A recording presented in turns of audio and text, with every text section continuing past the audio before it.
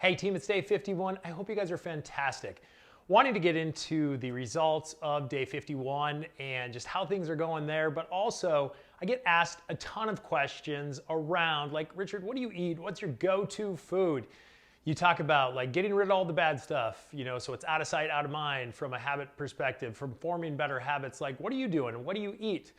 And I want to cover that tonight with you all and just really walk through what I like to call a habit exchange or a food exchange, but what I like to call my go-to meal, and I have a couple of them that we can go over, but I want to go through main one tonight to just talk about situations of when I do this go-to. Okay, so let's get into the day 51 results, and then we'll go through that quickly. So I did have to use some red. I did have some stuff that I had for work this morning that kept me from sleeping, but 217.6. So I'm going to start to putting the points in there because what I'm seeing is, although my trend is continuing down, it's not going as fast. So to me, that 0.6 is significant as we move into, when we get to day 56, that'll be week 8, that should be 16 pounds. I'm a little short of that yet. That is basically down to 216. So I'm gonna start putting the points in there for my own good.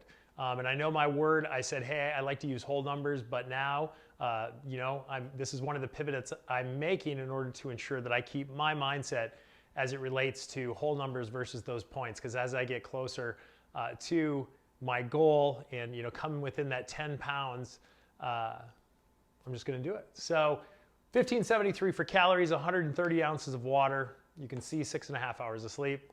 Just my bad. I'm definitely working on making sure I can get that 7, but right around the range. 45 minutes of my exercise and 203 grams of protein. So, but when you think about the trifecta of calories, water, and sleep, I'm still going to stick with that and say, as long as you're tracking, as long as you're doing your best. I know I was slightly under the calories, but it's just one of those things since I've stopped eating 2 hours before I go to bed of those complex carbs and things, it's just kind of shortened me a little bit with finding calories and actually wanting to eat at night, to be honest with you, after I get my water and everything else in. But what is my go-to meal? And what I have here for you guys is a go-to protein shake. Now, why? You guys are obviously like, well, you like to lift, protein shake, stereotype, fine, throw it on me, go ahead. Because I like my protein so much and because sometimes I don't have time to make chicken or a steak, protein, to make a good protein, it takes a little bit of time. So for me, it's just like, what's my go-to when instead of what I used to do is I used to go to the pantry and grab out Smiley Pies, Oreos, chips, fruit snacks, whatever the kids had in there that, would give me that quick fix of, your glucose, your brain needing something, even though at the time I didn't realize I was probably dehydrated.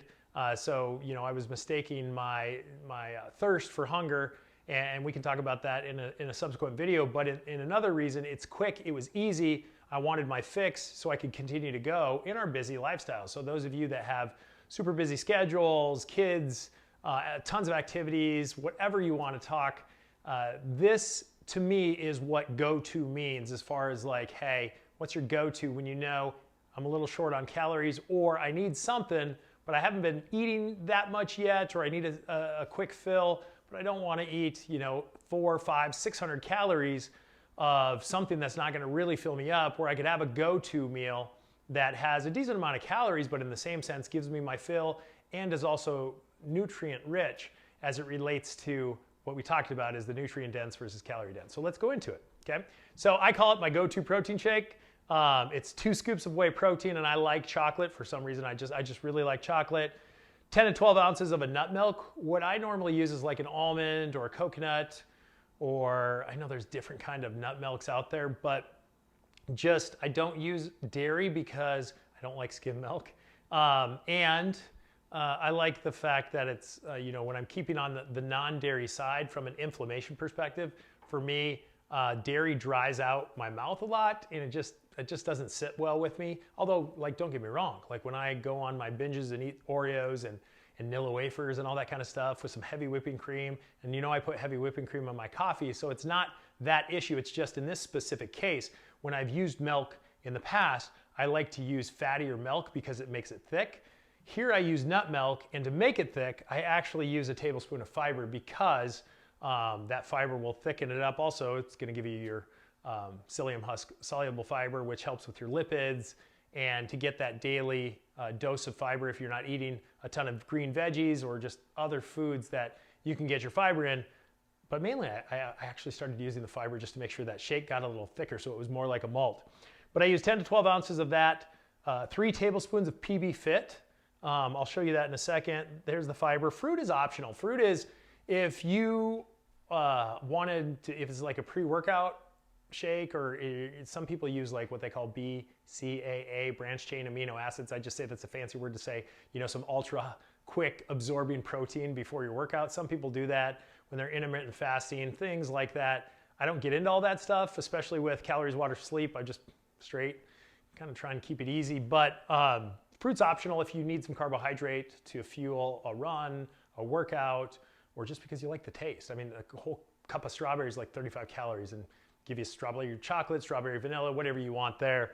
And then what I always say is 5 cubes of ice, and it's 5, 6, 4. I don't like a slush to where I get a brain freeze when I drink it, but I like the 5 cubes of ice because it doesn't make it slushy, but it cools it down, even though the nut milk is already in the fridge, but it cools it down just a little bit more, so I get kind of almost like that malt feel as I drink it. And let me walk through some of these. So in no particular order, we can start with the whey protein. I think I got this at Costco or whatever, but I like, what I go for in these proteins is this has 140 calories per scoop. So I'm using 2 scoops, which gives me roughly 50 grams of protein just in what I do for my shake.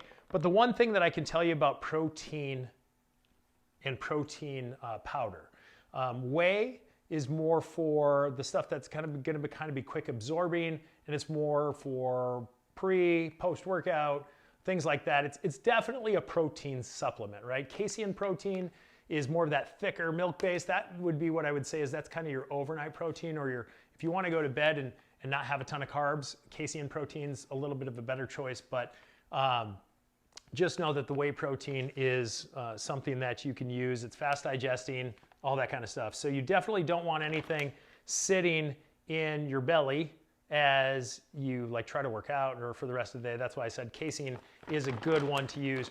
Slow absorbing if overnight, if you need something before you go to bed. Now, what else about the protein shake is you don't want a ton of fillers. Like, we know that protein has 4 calories per gram, right? So when I get 50 grams of protein, you're like, oh wow, that's 200 calories. Yeah, well, it's 140 per scoop, so 280 calories. So I got 80 extra calories from this.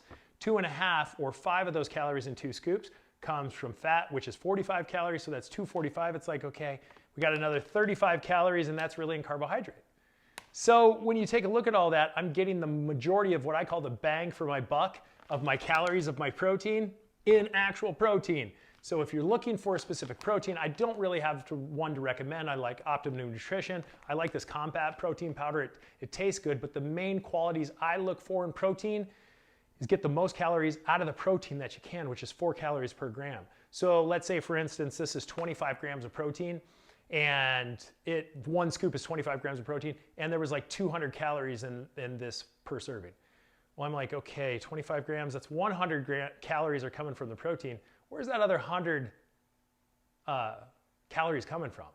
And normally it's going to be fat, carbohydrate, maybe some added sugars. Just really read the label on the back of your protein. If you have any more questions, leave them in the comments and I'll talk about that. I've already talked to you guys about psyllium husk powder. I love the Now Foods. I got a link in my job description, in my video description below. So I do have this. I truly believe that if you can add this Now psyllium husk powder.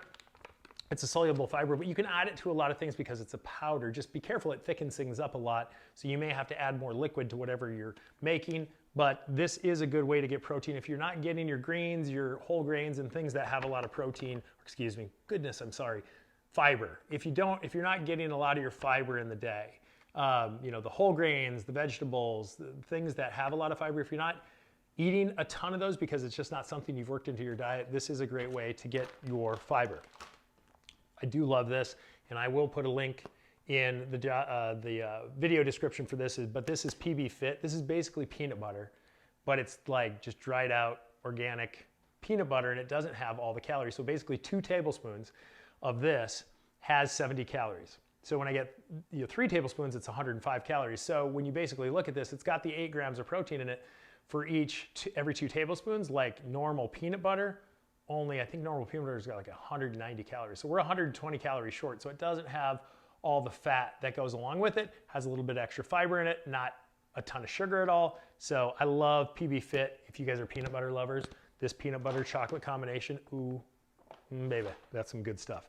And then the last thing is this, I just look for kind of organic, this is unsweetened. I always get the unsweetened because it's like, hey, chocolate tastes sweet to me.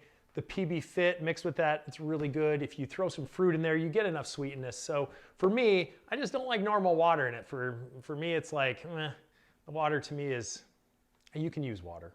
So don't think that you can't use water. But just try things out. Like I like coconut, I like the almond, I really like the almond milks, but they don't have a ton of calories. I mean, 10 ounces of this has 45, 55 calories in it. So, I mean, it's nothing compared to like what a cup of skim milk is 80 calories, so, but you do get the extra protein with the milk. So kind of mix and match what you want to do. But overall, this and all of these things are kind of my go-to. And it gives me roughly, depending on if you got the fruit in it or not, 470 to 540 calories, right? So if I'm eating 2,000 calories in a day, basically 4 of these would pretty much take care of my daily 200 grams of protein and the fat and the macronutrients and everything that I like to eat in a day. This is like the perfect mix of about 1/4, 1/5 of my calories in a day. So that's why it's kind of my go-to. If you're eating multiple meals or multiple times during a day, this is a great substitute, great what I call meal replacement. A lot of people would question me on that, but I think it has enough calories and the macros are right based on these ingredients to give you like a decent meal replacement, like an afternoon. If you need an afternoon snack that's really good, this is gonna be packed with everything that you need. And if you look at the label on all these things, you're gonna get the nutrients that you need with that as well. So anyway, I hope that helps. There are other go-to things that I have, but this is the main one. It's easy. It literally takes a minute to mix up in my Ninja blender. Love that, by the way. And yeah, that's that. That's kind of what I do when I'm hungry and I don't want to grab something unhealthy. This is my go-to. If you have any questions, let me know. If you have any comments, leave them below. But as always, I thank you for your support. You guys have truly been great along this journey. If you're following along with me, keep going. We're almost there. I pray that you're seeing the progress that you want. And if you have any ideas for future content, let me know, or any questions you want answered, I can answer on a later video or in the comments below. And as always, I definitely look forward to talking to you tomorrow. Thanks again.